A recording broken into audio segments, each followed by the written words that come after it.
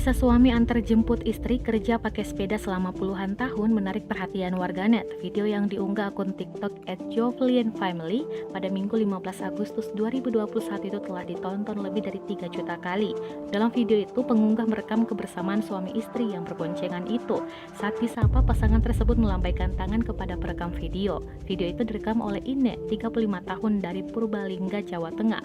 Ia mengungkapkan videonya direkam saat mereka berangkat kerja pada Minggu 15 Agustus 2021. Sang karyawan Mulyani selalu diantar jemput kerja oleh Trimo menggunakan sepeda. Mulyani sudah menjadi karyawan di supermarket milik Ine selama 28 tahun. Ine mengatakan selama 26 tahun menikah, Mulyani selalu diantar jemput oleh suami saat bekerja. Dirinya pun mengaku lebih memahami arti bersyukur ketika melihat kebersamaan Mulyani dan Trimo. Postingan itu pun menarik perhatian dan komentar dari warganet.